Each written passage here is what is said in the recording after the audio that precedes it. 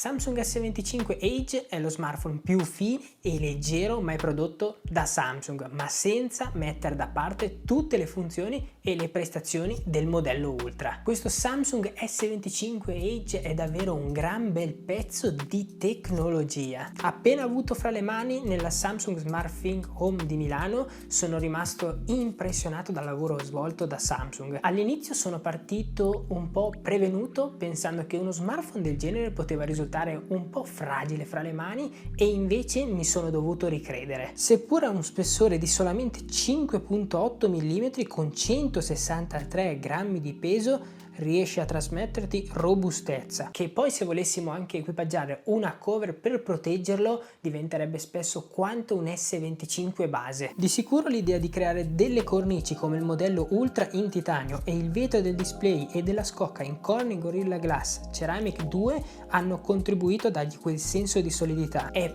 pari al modello Ultra di quest'anno, con qualche piccola differenza. Per prima cosa dispone di un display da 6.7 pollici in diagonale AMOLED da 120 Hz dinamici, ma purtroppo, ed è davvero un peccato, non dispone della tecnologia anti-riflesso. Se Samsung l'avesse implementato su questo display, secondo me avrebbe fatto centro. Se questo contenuto ti sta tornando utile e ti sta piacendo, mi raccomando, iscriviti al canale se non l'hai ancora fatto, tanto è gratis. Sulla scocca troviamo i vari tasti di accensione e del volume che vengono ridimensionati rispetto ai classici S25, e in più troviamo anche lo slot per la micro SIM, che si pensava potesse sparire e far largo solamente alla SIM digitale, e invece hanno deciso di mantenere lo slot. Il display ha davvero una gran bella profondità colore e una gran bella luminosità. La fluidità è da top di gamma grazie allo Snapdragon 8 Elite e i 12 GB di RAM presenti. I tagli di memoria saranno da 256 e 512 GB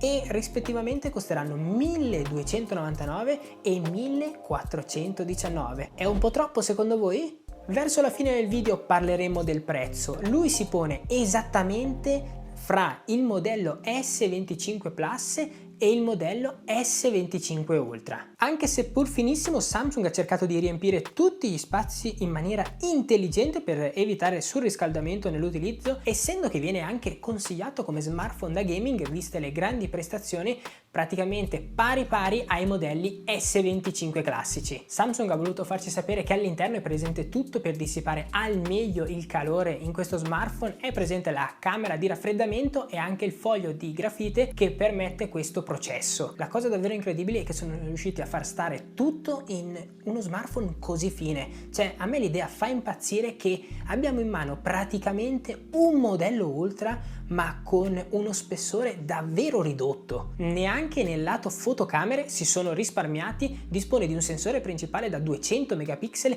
esattamente lo stesso del modello S25 Ultra, e un ultra wide da 12 megapixel con possibilità macro in alta definizione. Non andrò a parlarvi della qualità foto e video di questo smartphone nel dettaglio, perché non ho fatto test dentro alla Samsung Home, perché non mi sembrava il caso. Ve ne parlerò più avanti quando avrò la possibilità di averlo fra le mani e magari scattare per qualche settimana, e allora lì possiamo vedere davvero se lo smartphone si comporta davvero bene in lato foto e video oppure no. Viste le grandi prestazioni che dispone questo smartphone, grazie comunque anche allo Snapdragon 8 Elite, avremo presente al suo interno tutte le funzioni possibili di intelligenza artificiale e della Galaxy AI. Quello che ho notato un notevole miglioramento è la Now Brief, che ha implementato rispetto a quando ho portato la recensione di S25 Ultra molte più applicazioni, e quindi in automatico ci consiglierà meglio rispetto all'inizio, e pian piano comunque Samsung sta aggiungendo e aggiornando questa Now Brief, migliorandola notevolmente. E un'altra cosa che hanno migliorato e che io di solito utilizzo è Gemini Live.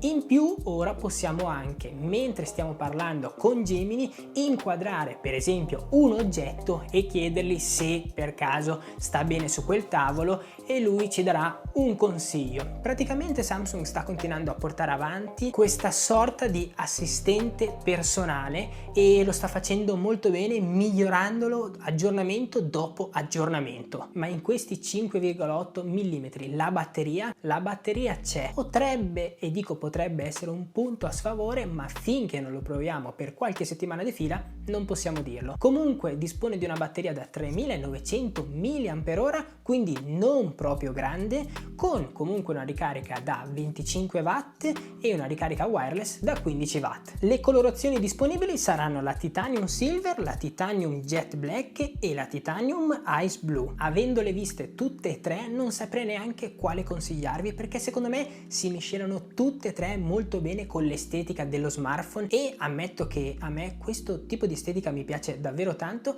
Assomiglia molto allo Z Fold 5 con una fotocamera in meno. Abbiamo visto cosa può fare e tutte le sue caratteristiche, ma la domanda che ci facciamo un po' tutti è: non è che il prezzo forse è un po' troppo alto? Ho espresso questo dubbio all'evento ai ragazzi di Samsung, ma dopo averlo provato ho capito perché viene posto esattamente fra il modello Plus e il modello Ultra. Tra le mani abbiamo praticamente un Ultra senza un teleobiettivo, senza la S Pen e con una batteria un po' ridotta, ma abbiamo uno smartphone da 5,8 mm e da 163 grammi, quindi abbiamo uno smartphone con un ottimo display, prestazioni di altissima qualità, ma super leggero e super fine. Ma quindi ha senso questo smartphone? Era davvero richiesto? Secondo me ci sarà una fetta di utenti che un pensierino ce lo faranno di sicuro. Questa era un po' la situazione generale di questo smartphone, per vedere un po' le caratteristiche e quello che può offrire.